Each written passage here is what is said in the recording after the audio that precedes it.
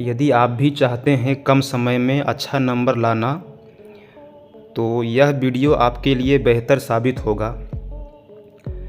जैसा कि आप सभी को पता होगा कि 12th मैथ में एक लेसन होता है जिसका नाम है मैट्रिक्स, जिसको कि हिंदी में आव्यूह कहा जाता है। तो आप सभी को पता होगा कि बिहार बोर्ड के जो है फाइनल एग्ज़ाम में जो है मैट्रिक्स से यानी आव्यूह से लगभग हर साल 10 से 15 अंक पूछा ही जाता है। तो इस वीडियो में मैं जो है आपको बताने वाला हूँ कि कैसे कम समय में और मात्र 5 से 6 दिन में आप जो है इस अध्याय को पढ़कर 15 में से 15 अंक ला सकते हैं।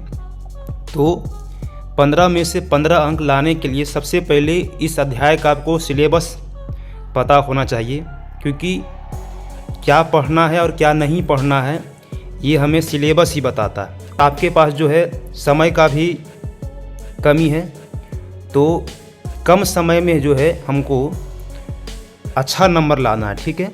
तो चलिए हम शुरू करते हैं कि इस लेसन में क्या क्या पढ़ना है और क्या क्या नहीं पढ़ना, ठीक है। तो सबसे पहले जो हमको आव्यूह का थ्योरी पूरा कवर करना है। आव्यूह का थ्योरी पूरा कवर करना, जैसे कि यहाँ पे लिखा गया है, आप सभी को दिख रहा होगा। तो आव्यूह में जो है सबसे पहले आपको पढ़ना पड़ेगा आव्यूह का पंक्ति क्या होता है, आव्यूह का स्तंभ क्या होता है और आव्यूह का कोटि क्या होता है। लगभग केवल एक टॉपिक से आव्यूह का पंक्ति, स्तंभ और कोटि से ऑब्जेक्टिव में 2 या से 3 सवाल हर साल पूछा ही जाता है, ठीक है।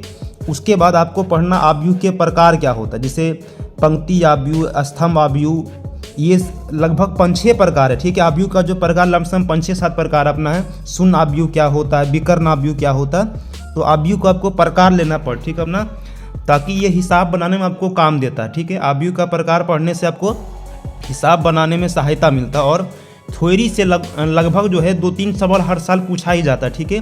उसके बाद आपको पढ़ना है आव्यूह का योग, अंतर और गुणा, यानी आव्यूह का जोड़ कैसे होता है, आव्यूह का जो है घटाव कैसे होता है और आव्यूह का गुणा क्या होता है। तो आव्यूह का योग, घटाव और गुणा से भी लगभग 2-3 सवाल जो होता है ऑब्जेक्टिव में भी पूछा जाता है और सब्जेक्टिव में भी पूछा जाता है, ठीक है। तो अगला जो है अपना चौथा नंबर जो टॉपिक है हमको ये पढ़ना है। चौथा नंबर जो टॉपिक है आपको ये पढ़ना कि आव्यूह का किसी अदिश या अचर पद से गुणा कैसे होता है। आव्यूह का किसी अदिश या अचर पद से गुणा कैसे होता है, इस टॉपिक से भी लगभग 2-3 सवाल हर बार पूछा ही जाता है। अगला आपको पढ़ना 5वां नंबर टॉपिक, जिसका नाम है आव्यूह का समानता क्या होता है।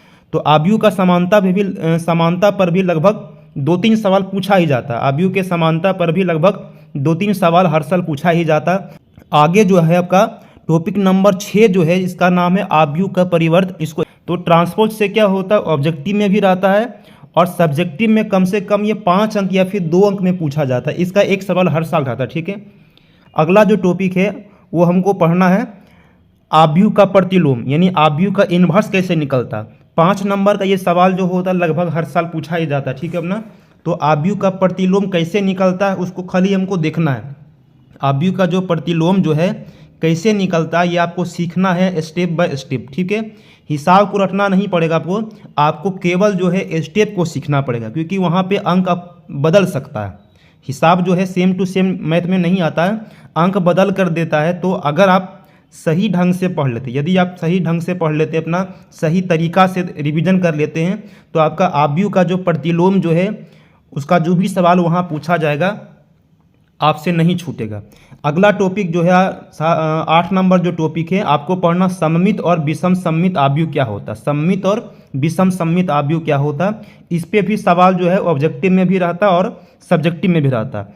इसका अंतिम जो है अपना टॉपिक नंबर 9 जो है आव्यूह का गुणधर्म। आव्यूह के गुणधर्म पे जो होता है ऑब्जेक्टिव सवाल दिया जाता है, साथ ही साथ आपको बड़ा हिसाब को जो है हल करने में आव्यूह का गुणधर्म काम देता है, ठीक है। इतना करने के बाद आप जो है एनसीईआरटी का रिवीजन कर सकते हैं, क्वेश्चन बैंक का रिवीजन कर सकते हैं, टारगेट या ब्रिलियंट में से किसी एक को आप पढ़ सकते हैं।